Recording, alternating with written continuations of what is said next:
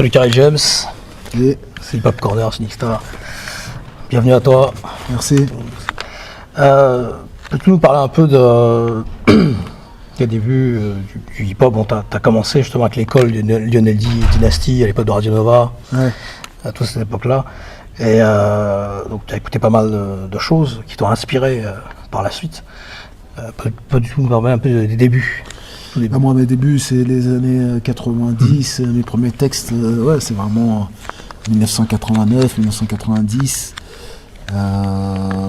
Je viens d'Orly. C'était une ville qui était assez active dans le mouvement hip-hop à l'époque.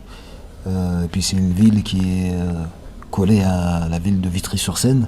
Et dans cette ville de Vitry-sur-Seine, il y avait le rappeur de l'époque qui était Lionel D, qui animait une émission aussi à radio sur Radio Nova avec DJ Dynasty. Et la particularité de son émission, c'est qu'il la présentait en rime, quoi. Il improvisait pendant toute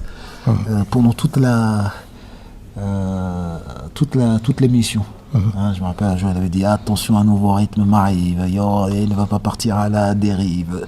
Et il présentait un mec qui s'appelait Super John. Super John, c'est ton nom, oui, sur scène, mon gars, tu vas faire un carton. Super John, enfin bref, des trucs légendaires. Et donc voilà, et à l'époque, donc j'ai commencé. À Orly, il y avait un groupe qui s'appelait le Posse Idéal, qui était composé de Manu Kay et de Jason. Exact. Et nous, on était les petits Idéal Junior. C'est différents types, en fait. Voilà, qui est devenu différents types, parce que Idéal J a sorti un disque avant eux, donc ils ont changé de nom, tout ça. Et on était dans un collectif qui s'appelait à l'époque le Mouvement Authentique, dans lequel il y avait Little MC, New Generation MC, bref. Et après, on a formé notre propre collectif qui s'appelait d'abord l'Union et qui ensuite est devenu la Mafia Quinfree. C'est MC Solar et Manu Kay en fait qui t'ont, enfin Manu Kay qui t'a poussé un peu et MC Solar qui t'a découvert. En fait, si tu veux, Manu Kay, c'est vraiment lui qui m'a tout appris. C'est vraiment, dans le rap, c'est mon mentor. Et il m'aidait même à écrire mes textes au début de ma carrière. Et Solar, en fait, il a été la cause par laquelle j'ai pu sortir un premier disque, parce qu'un jour, il nous a demandé de faire sa première partie à un concert, et c'est là que j'ai rencontré les producteurs de mon premier maxi, La vie est brutale. Mais c'est aussi Azedine de MJC d'Orly qui t'a découvert aussi, qui t'a beaucoup aidé. À l'époque, c'était un peu la danse de combat que tu faisais. Ouais, à l'époque, on était dans ce qu'on appelle le rap rock. J'étais un spécialiste du rap rock et un peu de la hype. Après, j'ai jamais été fort en break. J'ai essayé, mais j'ai jamais réussi à faire plus de 2 tours de coupole. Mais voilà, mon truc, c'était vraiment le rap rock et la hype. Il y a eu les clips aussi Danse avec moi, que Cachin avait, Rapline qui avait financé. Ouais, ça fait exactement. À l'époque même tu avais sous le nom de Karibi aussi, Raga Jam. C'est ça. À l'époque de Au début, j'ai commencé, moi, mes premiers textes, c'était des textes de raga. Après, j'ai arrêté le raga. Parce qu'à l'époque, Neil Jason du Posse Idéal, donc différents types, il m'avait dit tu sais que si tu fais du raga, tu vas finir parfumé. Je dis j'arrête de faire du raga, je vais faire du rap. T'imagines à l'époque comment on pensait. La vie est brutale. Et puis après, j'ai écrit Un nuage de fumée. Ouais. La vie est brutale avec Teddy Corona, avec les SEM du 9-4 aussi, donc Idéal J. Donc, il y a eu toute l'aventure Idéal J après que le combat continue par la suite, en 98.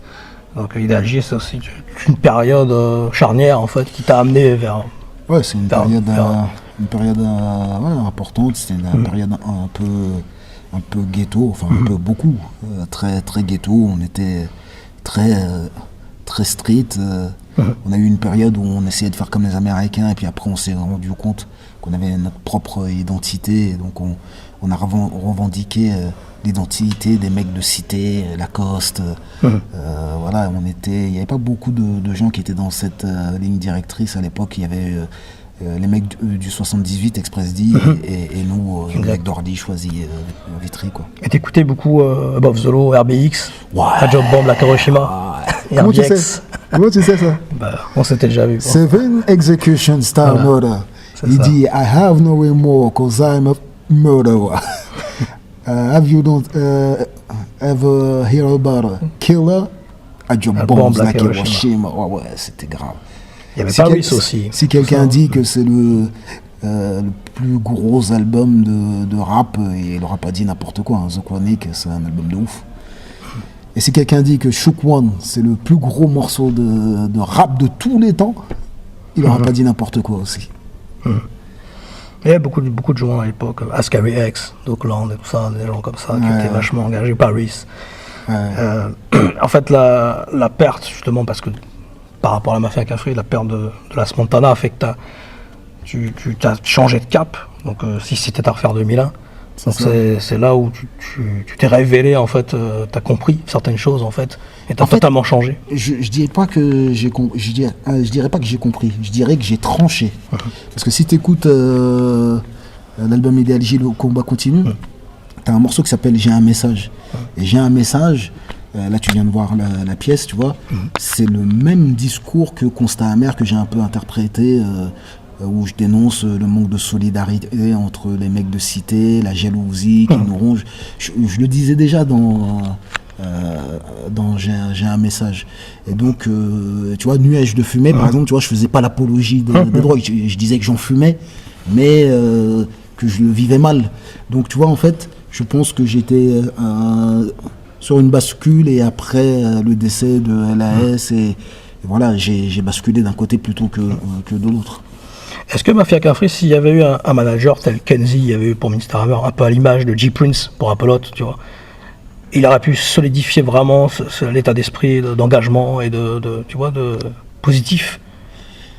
En fait, un peu comme Scarface, tu vois, avec Apollo. Moi, quand tu me dis Kenzie, je pense au côté business. Je pense qu'au côté business, au niveau du côté business, c'est sûr qu'on aurait été beaucoup plus loin, et on aurait fait on aurait accompli plus de choses.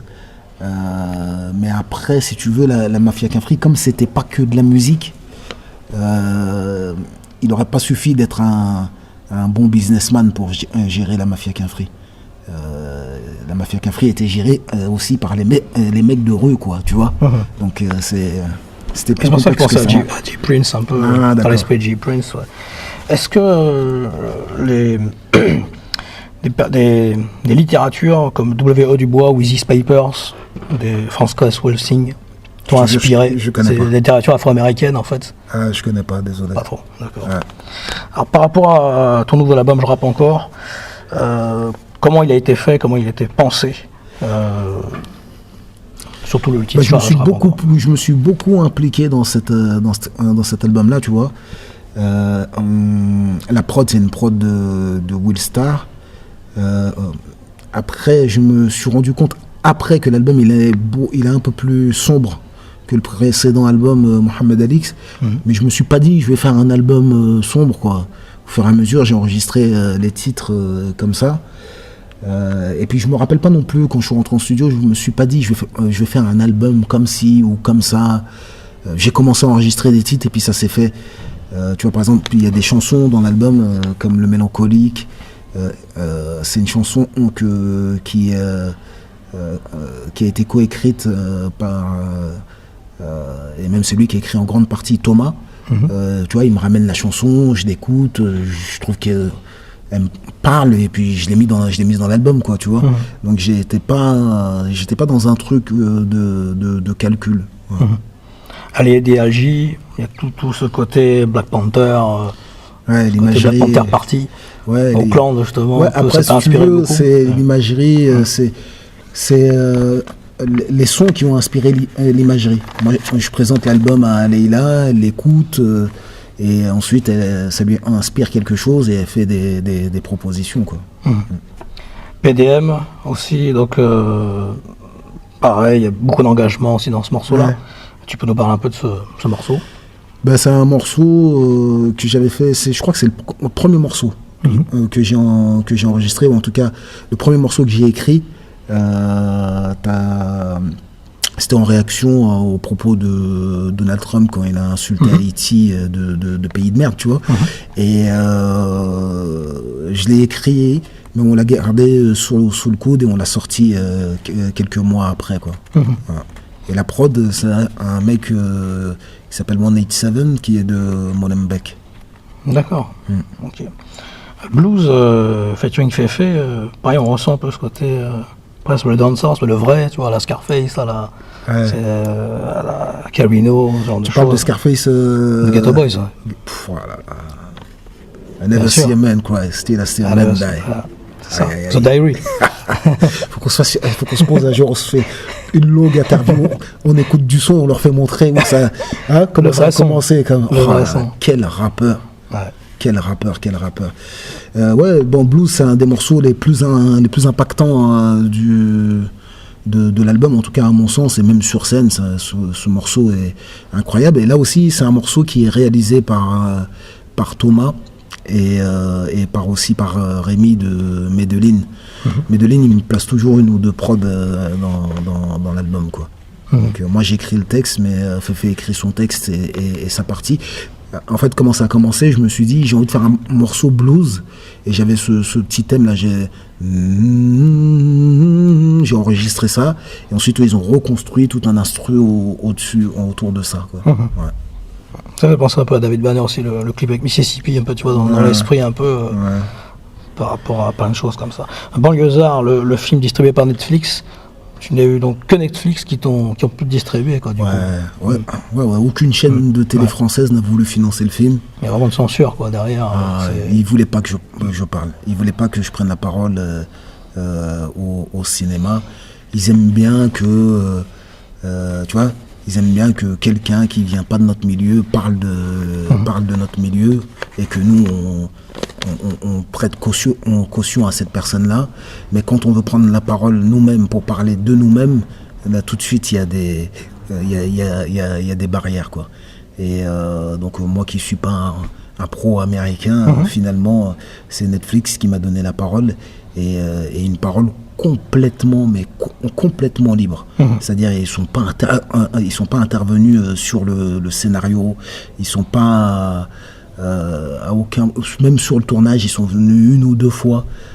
Sur le montage, ils sont pas intervenus, donc c'est vraiment mon film tel que je voulais le faire, quoi.